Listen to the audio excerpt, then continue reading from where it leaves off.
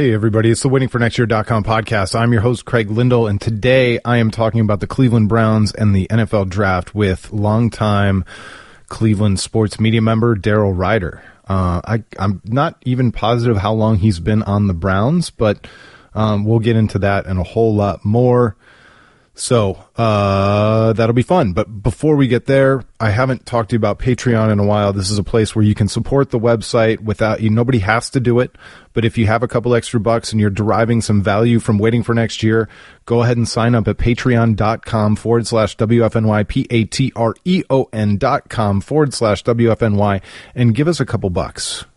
We promise to try and do the best that we can without money to make the site better and to keep the writers happy. Some of your favorite writers, I think the Indians coverage that we've developed this year by bringing on the EHC guys is a testament to, kind of what we're trying to do and the lengths that we're willing to go to bring new people on. And obviously, your support makes that even easier. So patreon.com/WFNY. And we appreciate it very much. Nobody's making a living off this site. Nobody's getting rich off this site, but every little bit helps to make it better. So we appreciate that. And now, some Browns talk with Daryl Ruiter. Waiting for next year. Waiting for next year. On the other end of the line is the aforementioned Daryl Ruiter. How's it going, Daryl? Hey, it's going good, Craig. Thanks for having me. Good to talk to the godfather of Cleveland sports podcasting. Cleveland sports podcasting. It's amazing to me how much everything's changed, and that's probably the first place to start with you, because I think a lot of people who came into the sports media market and started following sports in the last 5, 6, 7, they don't realize you're one of the people who kind of knows where all the bodies are buried. I've been around a while. It's hard to believe. Looking back, this is my 20th year in the business, my 19th year working in Cleveland media specifically, and it's been a wild ride, I have to tell you. So I think the first time I met you, you were still at WKNR, and if I remember correctly, on that day, you were a lone voice predicting that Cliff Lee was going to be a breakout pitcher for the Cleveland Indians, and this was well before he became the Cy Young Award winner.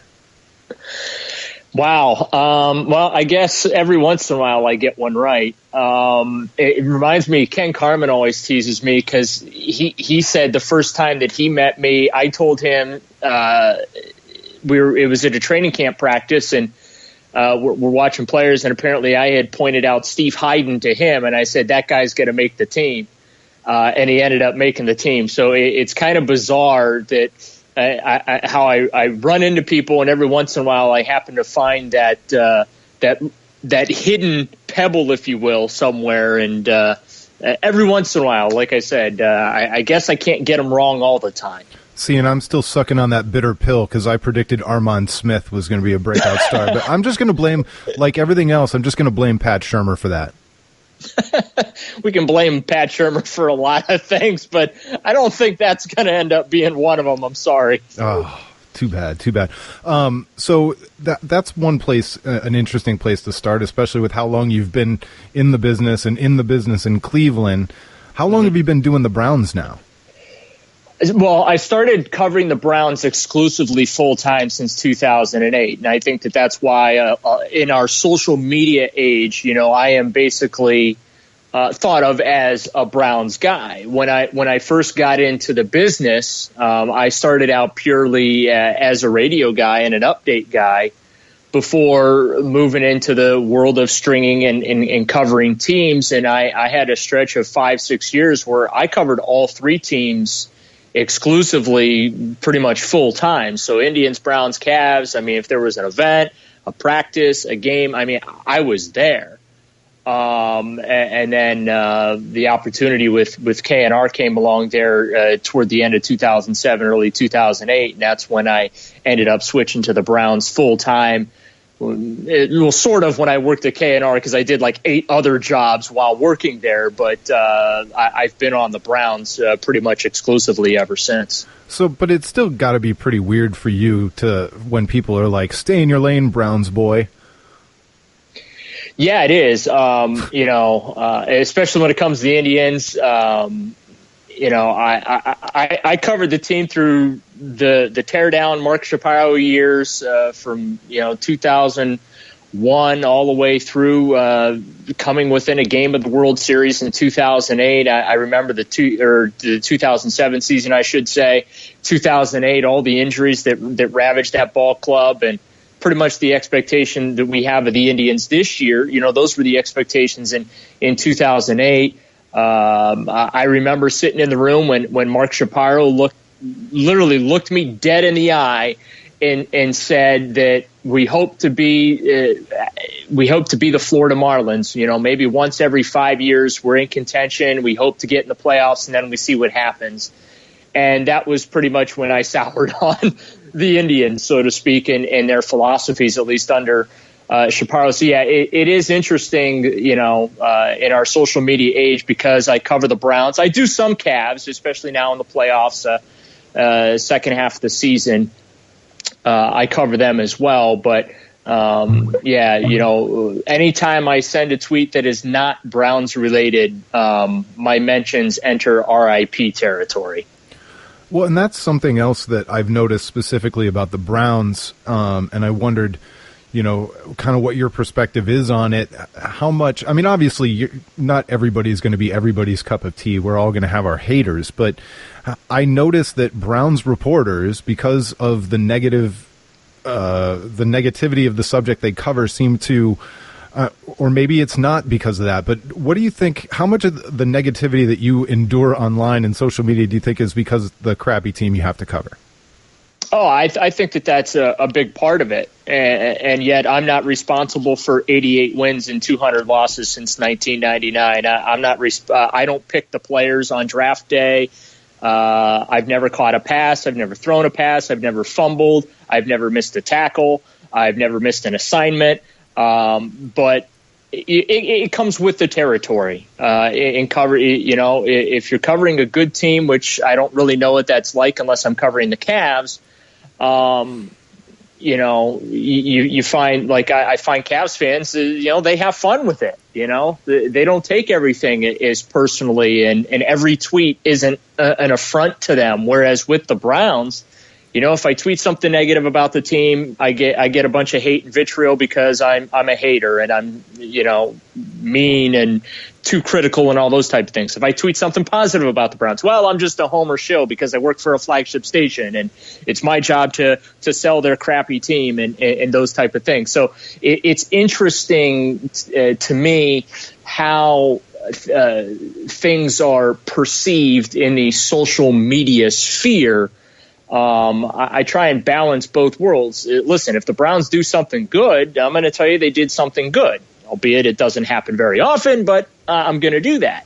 Unfortunately, things have been so bad for the Browns for so long that just pretty much every decision they make seems to blow up in their face, whether it's their fault or it's just a byproduct of having some really bad luck, which I think has been part of the Browns' problem above and beyond just poor decision making. So, there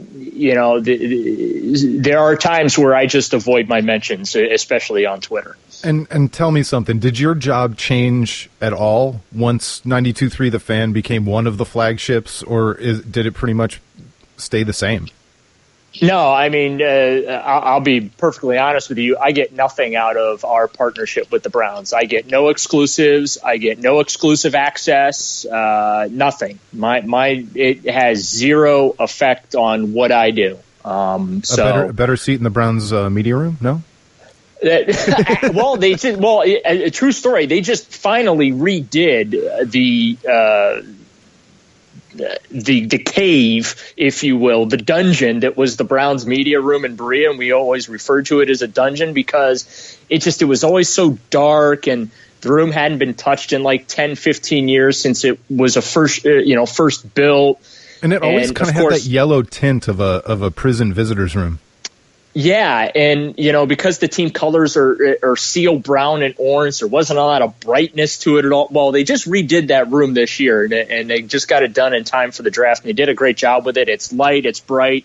they took out the steel doors, and we actually can see outside now because they replaced them with glass doors, so we can actually see when it's getting dark. So I'm sure about week 3 or 4 of the season, when it starts to get dark early, we'll all be depressed because we're still sitting in the room working. But it's I got a seat upgrade though. I got moved up a row, so I won't say that I'm moving up in the world, but I got like I'm one row closer, I guess, to the microphones than I used to be. So you're obviously kind of a radio-centric viewpoint, but you do more than just radio. You write, I don't know if you call them blog posts or whatever you do for 92.3 The Fan's website, and you've done any number of different forms of media with social media and everything else, and you've been here since the advent of social media. What do you make of kind of the current version of sports coverage versus where it's come from and where it was when you started? Wow. Well, I hate to be the back in the day guy, but as I get older and the longer I do this, I find myself turning into back in the day guy. I used to laugh at my parents, my grandparents, relatives, teachers, mentors, coworkers, and that would always do, hey, back in my day. The business has changed, and I think that you have to be willing to evolve and change with it, or you're going to be left behind. It's obviously very competitive. We're all disposable. I could be replaced tomorrow with somebody else. So you have to be able to roll with the times. I mean, honestly, if it wasn't for my job, would I be on Twitter? Probably not. But my job requires that I'm on Twitter, and there are times where I do engage with people because you want to provide that personal touch, even if you're just lining up the, throwing softballs at the haters to swing away at you. Same thing with Instagram. I'm a little slow with the whole Snapchat thing. That's maybe not necessarily my strength or my cup of tea, doing the whole the Snapchat thing. But, most of what I do on social media is job related, not so much personal related, and a lot of that's by design. I don't want to let strangers into my personal life, so to speak, but professionally, the reason they follow me is because that I cover the Browns or I'm covering the Cavs. They're not following me because of I like pepperoni and cheese pizza or the latest milkshake from whatever fast food establishment.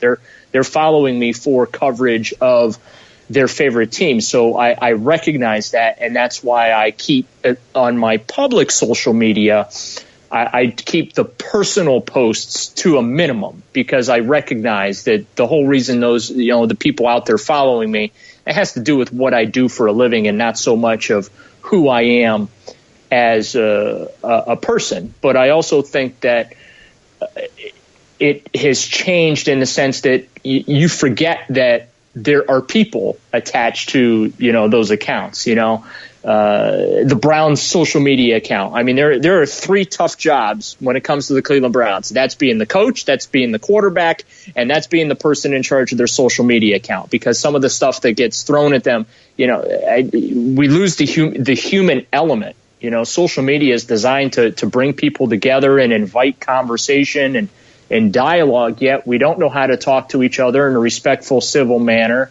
We forget that there's a person on the other side of that avatar or egg or whatever Twitter now uses for profiles without pictures or whatever. But, so that aspect is still interesting to deal with. But, from my perspective, Craig, when I first broke into the business, I got into radio because I wanted to talk sports. I thought I was going to be, the next great talk show host. And that's not how my career has panned out. And as I've come to learn over the years, I don't have the talent to host my own show every day. And so I find myself doing more writing today than talking, whether it's I'm tweeting or I'm writing blogs or articles or columns, for the station website or whatever. So you have to be able to evolve, adapt, because if you don't, as I said earlier, you're going to get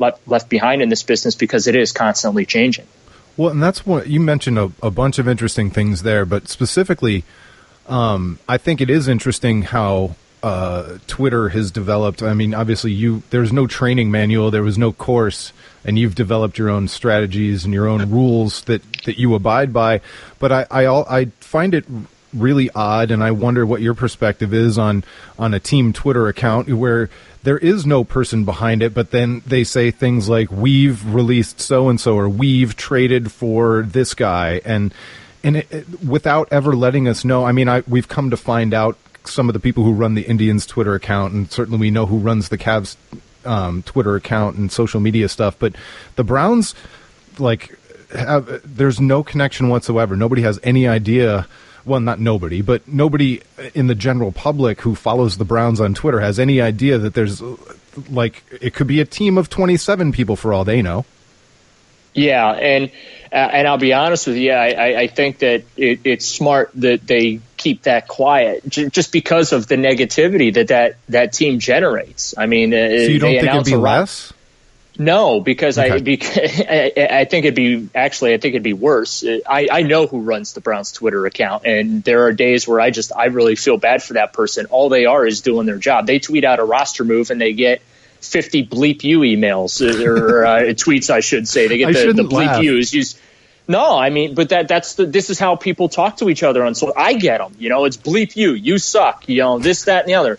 And that's what I was saying earlier. We've lost the ability to have conversations and have debates. I don't even know how we can tackle social issues in this country when we can't even have civil social conversations on social media just about a team that has zero impact on your life. It's entertainment, and it gets pretty nasty. So I actually feel bad for the people that have to run the Browns account, just because of, again, they're not the ones dropping passes or, making bad roster decisions or losing games or whatever. They're there doing a job, and they're probably not paid a lot of money to do that job. Let's be honest about it. None of us that get into this business get into it for the money. The people that are doing really well in our business, they're the stars. They're the superstars. I would not consider myself a superstar by any stretch of the imagination. I'm on the lower tier there. I'm one of the workers, and that. But and we've seen even in the last couple of weeks how fleeting it can be. Where a juggernaut like ESPN even goes through 100 layoffs. 100-person layoff. Yeah, and the people that they got rid of are I either grew up reading, listening, watching them, wanting to be them, trying to emulate them, follow what they do. And that was, I think, what happened at ESPN, and I don't want to get too in depth with it, but I think that was a really sad day for our business as a whole. That that caliber of person is no longer valued by that company, whose business is sports and sports reporting. It definitely was a sad day, and it also was an eye-opening day and a harsh reminder, at least to myself, of just how disposable I really am. So speaking of disposable, let's talk about the Browns themselves. Quite a segue. I wanted to ask you kind of specifically, you've been around for a lot of front offices and 2 owners now and different presidents and GMs and coaches and whatnot.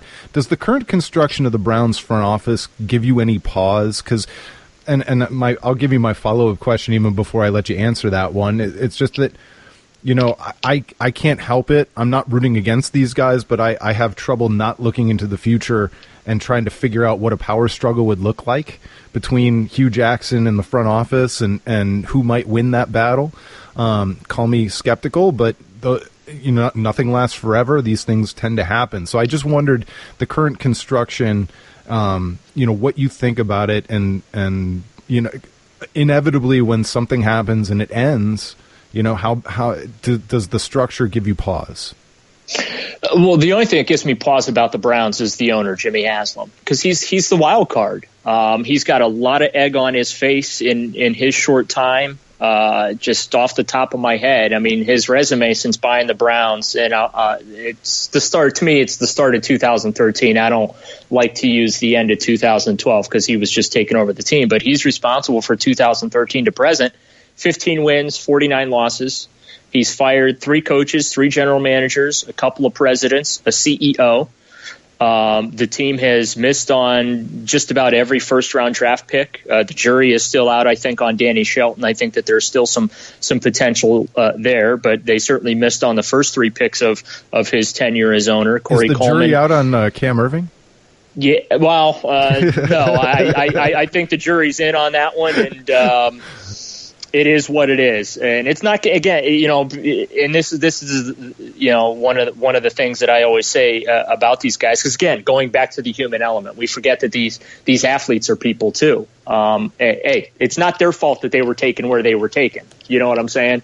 It's not their fault that something that wasn't there was thought to be there by the team that picked them. So, but he's the wild card. And I think that if he stays committed to this particular plan, I think that there is a chance it could succeed. There's this perception out there because of, the addition of Paul DePodesta. And this goes, and I was guilty of this. I will raise my hand as far as the knee-jerk reaction crowd. I remember the first moment my phone buzzed and I saw the name Paul DePodesta, because I follow Major League Baseball, so I know all about this guy.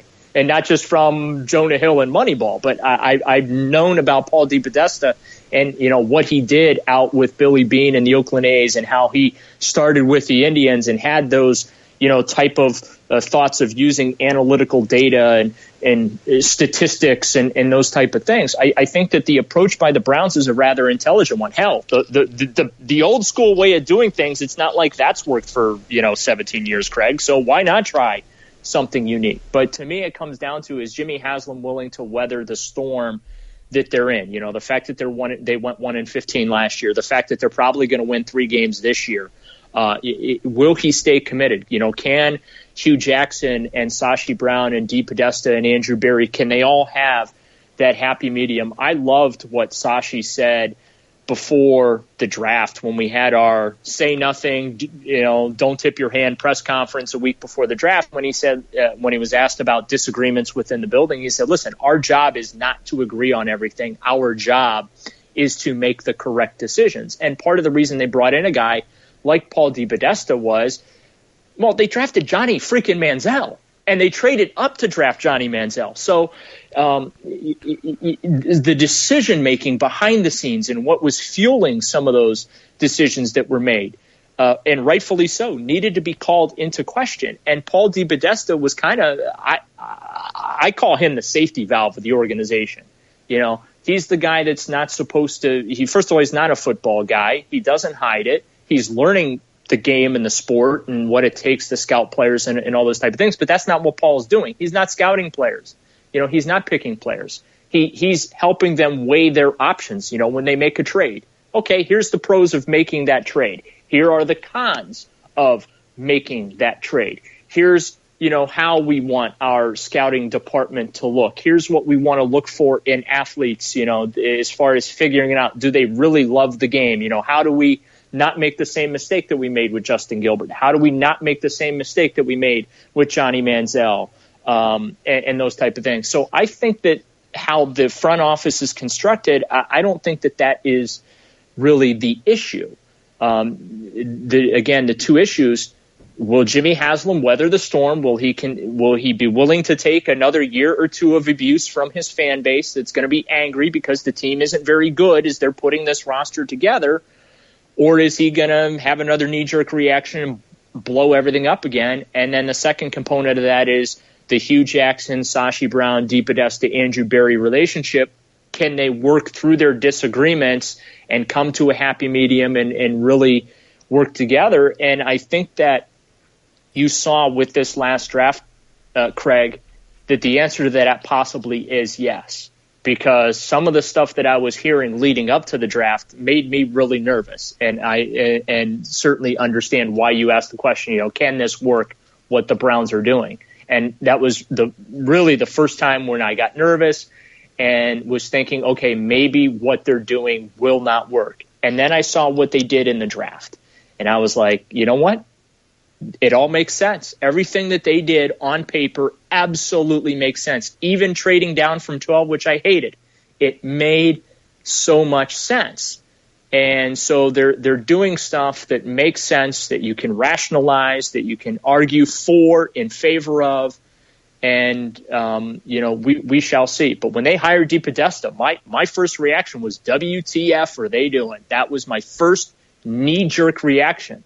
And I guess, back to an earlier point, as far as how the business has changed, that's really how the business has changed. We're required now to give instant reaction, instant analysis, instant everything, because of whether it's the mobile connectivity, computer connectivity, all those type of things.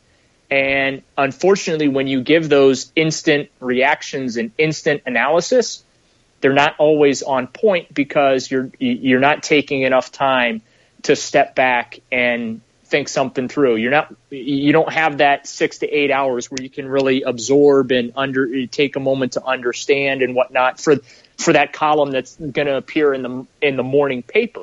No, that column needed to be up like 5 minutes after the announcement was made.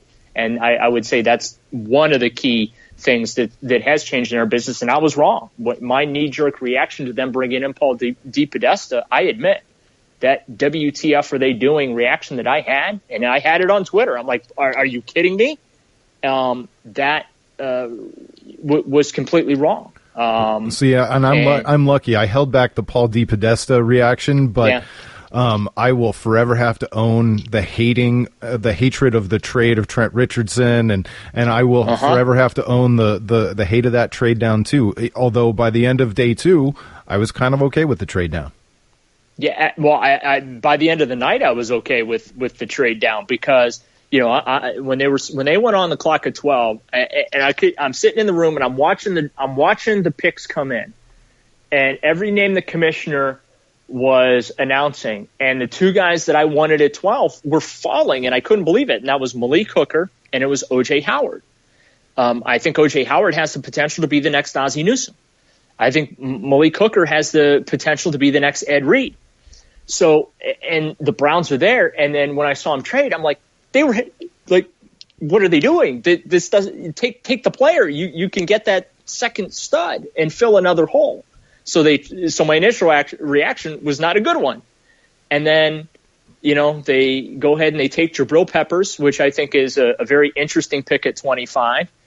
And then they trade back into the first round to take the second best tight end in the draft in Njoku from Miami.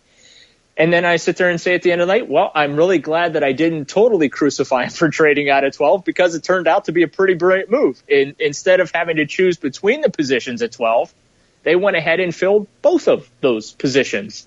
So again, sometimes the instant reaction isn't always the best reaction. So a lot of the coverage of the draft, and I'm assuming you and I probably agree about the value of post-draft grades and whatever, but you do have meaningless. But you do have to do some analysis. You have to look at these things and rate how, the strategy and how the team played poker. I always liken it to poker, and I think the Browns played good poker. But a lot of what I've been reading kind of doesn't give the Browns any credit for selecting Myles Garrett, because he was kind of a consensus number 1 overall pick. And I just wonder, do you give the Browns credit for, just kind of holding and taking the guy that everybody thought they were supposed to take? Absolutely. I mean, when's the last time the Browns did the right thing that was obvious to everyone but them? Yeah. I give them credit. They didn't waver. They took, in everyone's opinion, the best player in the draft, and that was Myles Garrett. Now, we will see in 3 to 4 years if it, bears out that he ends up being the best player of the class. Probably, I'll be honest with you, he probably won't end up being the best player in the class, but it's going to be hard 3-4 years down the road to criticize the Browns for doing something that everyone said they should do. To me, when you look at this particular draft, Craig, that I will look at is I'm going to look at that trade down from 12. Does Malik Hooker become a perennial Pro Bowler, impact safety? Does OJ Howard realize his potential, and is he the next Rob Gronkowski or Ozzie Newsome? Or, does Jabril Peppers turn into the player that the Browns believe he can be? Does Njoku give them the value that they feel that they've got? To me, that's where the critical eye with this draft will be at. It's not going to be on Garrett at number 1. It's going to be on Peppers and Njoku, because those two guys are the players. And I'll even say Deshaun Watson. We'll watch his career just like I'm watching Carson Wentz right now. People criticize me because I harp on what Wentz did as a rookie with Philadelphia. He won 7 games. I got news for you. The Cleveland Browns ain't won 7 games in 3 years, people. Okay, he did that with a crappy receiving core, a lousy offensive line, an average at best running game, and he still won 7 games. And he still made a ton of rookie mistakes, throwing interceptions, making bad reads, and not reading coverages, and all those type of things, and poor mechanics, poor footwork. He still won 7 games. Okay, last Cleveland Browns quarterback to win 7 games was Brian Hoyer, and you guys all wanted him out of town, including the at the time Browns front office. Okay, so. That's why I will watch his career as closely as I will, because we'll look back on that in a couple of years and write some analysis as to whether or not that was the right move for the organization. Did Carson Wentz turn into the franchise quarterback, and are the Browns still looking for it? And if the Browns are still looking for their franchise quarterback and you got Carson Wentz lighting it up in Philadelphia, well, I don't care if you got 20 football players for Carson Wentz. The bottom line is, if you haven't filled that number 1 position that you cannot win in the league without, and the guy that you passed on is doing that for another team, well, I'm sorry. You still lost the trade, even if you wound up with 20 football players as a result of the trade. Now, to the Browns' credit, they have certainly maximized the return on that trade. But again, until the Browns find their quarterback, I think it's going to be very, very difficult for them to get to even mediocrity. I mean, they can't even reach mediocrity, and I think that's an even more maddening thing for fans. It's maddening for me covering the team in a league that's designed for teams to be able to turn it around in a year. The Browns, they can't even get to 8-8 because they had been stuck in this 4-5 win quagmire for so long. Which brings us to DeShone Kizer, and one of the interesting things of Hugh Jackson's first year is that I suspect, there's no way to verify this, but I suspect he got as much out of Cody Kessler as maybe anybody in the NFL could have on that team, that Browns team that went 1-15.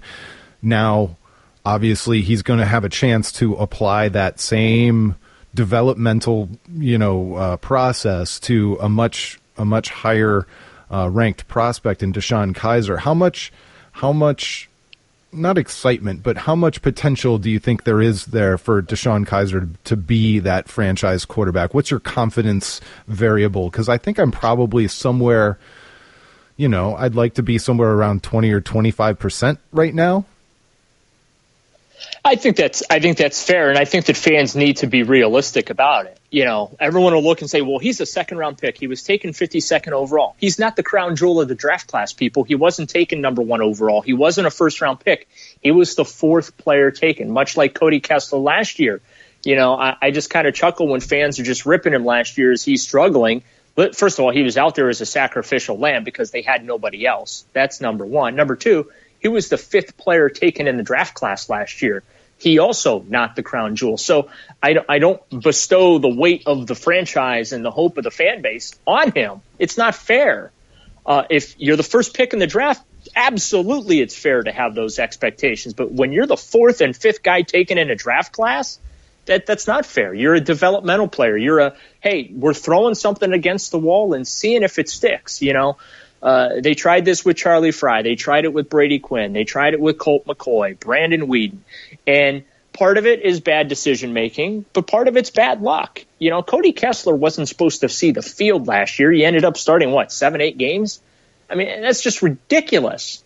And hopefully the Browns, if DeShone Kizer goes out this year and wins the job, Craig, to start week 1, then fine.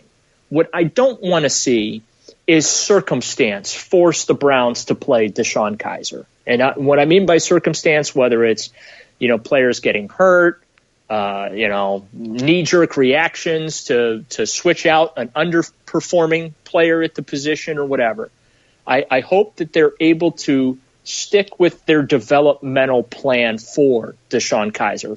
He has the physical tools. 6'4", over 225 pounds, so he's a big kid. He's got a rocket for an arm. He just needs to learn how to aim the rocket, so to speak. He needs to have what's upstairs between his ears fixed, both from a football maturation process, as well as what he's seeing when he's in the pocket.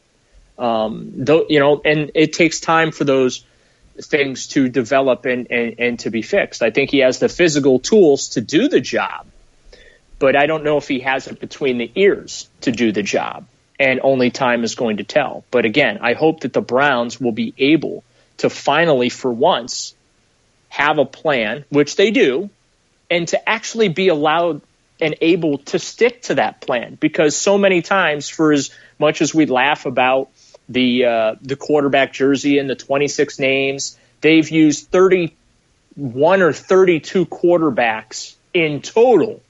I'm not just talking starters. I'm talking they have actually physically put 32 different players on the field at the quarterback position since 1999. And we can laugh about that all we want, the Billy Joel Browns quarterback song and all that. It's all fun and entertainment and that, but it's also sad because part of that it's not all just the Browns have made really crappy decisions.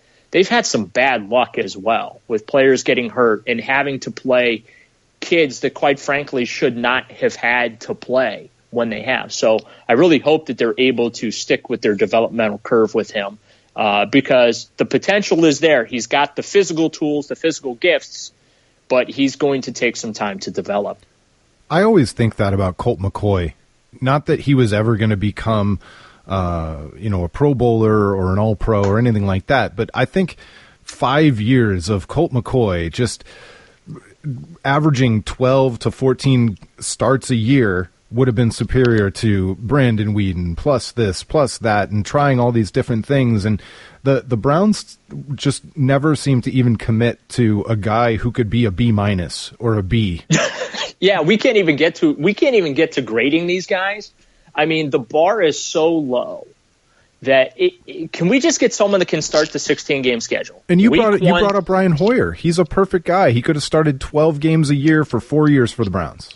Yeah, but he wasn't good enough. He wasn't Johnny Manziel. He wasn't the guy selling jerseys. He wasn't the reason that ESPN wanted to cover the Browns or NFL Network wanted to cover the Browns. I mean, how arrogant did you have to be that you're bitching and moaning that you're 7-4, but Brian Hoyer's the quarterback? That's how stupid the Cleveland Browns were a couple of years ago.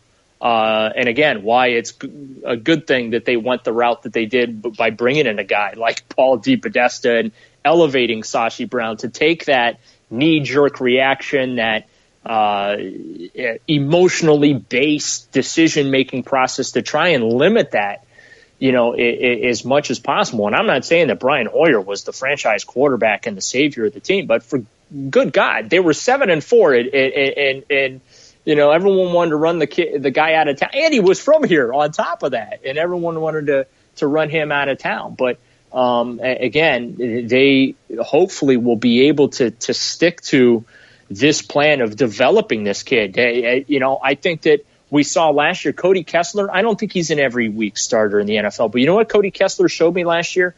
He's tough.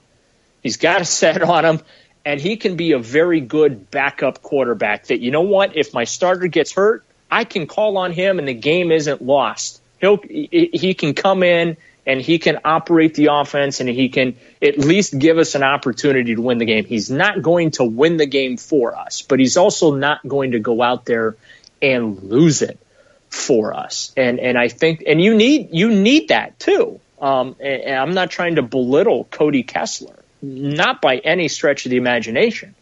But that's what he showed me last year, that he's a competent player.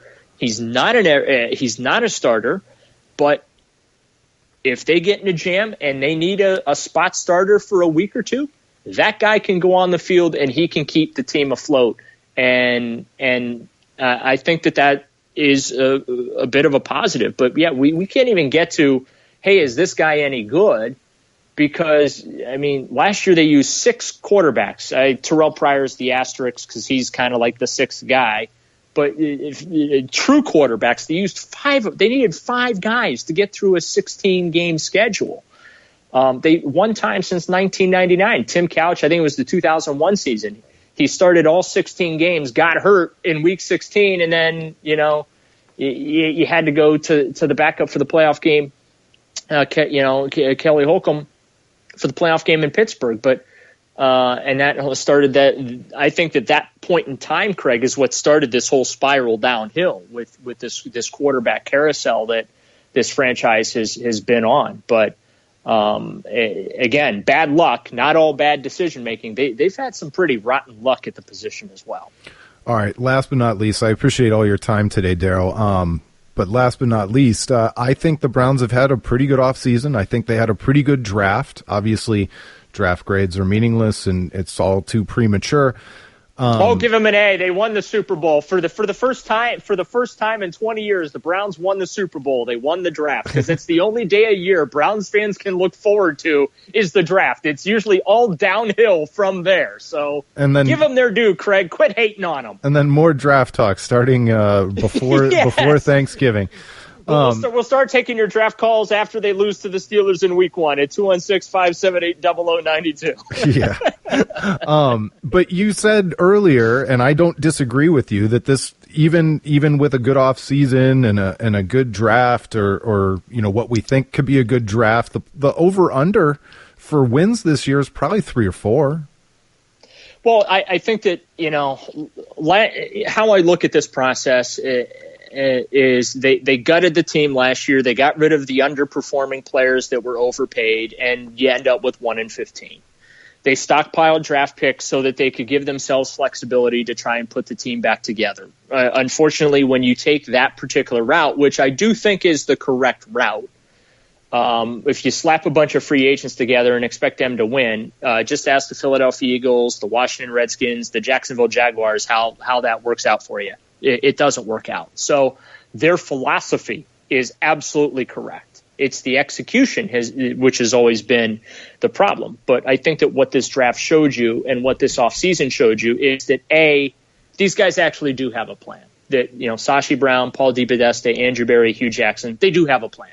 They're taking their lumps now from the media and from fans because they're the same crappy Browns that they've been. In fact, they're even worse than the crappy Browns they've been. Jimmy Fallon, Seth Meyers, Stephen Colbert, all the late night shows are still cracking Browns jokes on TV.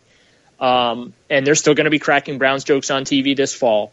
But what you see is they have a plan. They spend a lot of money on the offensive line. J.C. Treader from Green Bay. They bring Kevin Zeitler up from Cincinnati. They give Joel Bitonio a big contract extension. So one of the problems on the team last year, which was the offensive line and protecting the quarterback, they invested in this year. And hopefully that investment pays off and those players, A, stay healthy, and B, go out and perform. And then you look at the players that they brought in. You hope that Myles Garrett turns into that next J.J. Watt type of player that will be disruptive in the backfield for years and years to come. You hope Jabril Peppers, you can plop him in the middle of your defense, and maybe he'll be the next Josh Cribbs on special teams.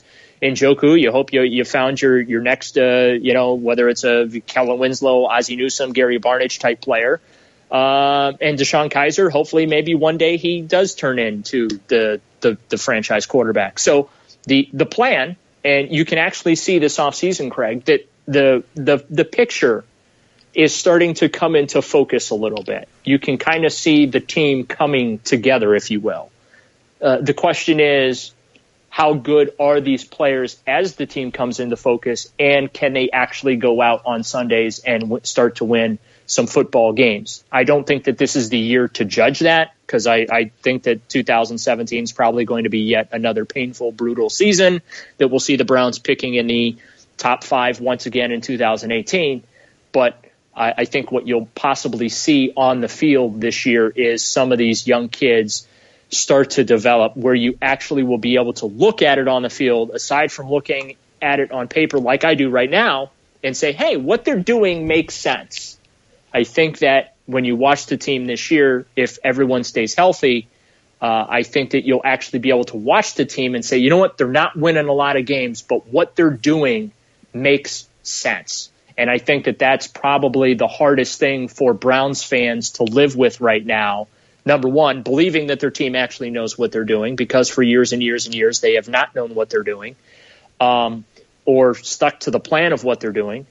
Hopefully the Browns stick to their plan, and you get to see this pay off in 2018, 19, and 20. Because to me, that's where I start to judge their success. It's not this year. It's not last year. That was probably the most painful season of all that I have ever covered. And I covered the Cavs when LeBron was gone and they lost 26 straight games. I covered the Indians after they tore down those championship teams of the 90s, and they went through that 4 or 5 year stretch there where they were really awful. I've seen a lot of bad teams. The 2016 Browns were a new low even for me to cover. But hopefully this year you'll start to see that they start to come out of that valley, that they have bottomed out and they start to hit that upslope. But you need some luck. You need players to stay healthy. And then obviously the players that you've invested in, whether it's draft picks or money, you need those players to start to perform. Well, and as you said earlier, it's a test of Jimmy Haslam, and it's a test he's failed three plus times over at this point, and so it's up to him to pass it this time. Well, and it's also up to the people that are in the building to give Jimmy Haslam the reason to stick with them. And that is to not finger point, not blame each other if things aren't going well or they're not winning. Those things don't happen in Berea, Daryl. Oh, there is nothing like December in Berea. Someday I will probably write a book and get myself sued over some of the stories of things that have happened over the month of Novembers and Decembers in Berea, Ohio, because and listen, Jimmy owns the team. He invested a lot of money, over $1 billion to purchase the team. He spent a lot of money to help renovate the stadium. He has, even though it's been taxpayer subsidized with the stadium as well as the facility in Berea, but he's also invested money in the facility in Berea to give players and coaches the tools that they need to train, to develop. I mean, it's hard to comprehend that 2 years ago the Browns did not have an adequate training and therapy facility within their building. And you need that these days in pro sports. They didn't have that.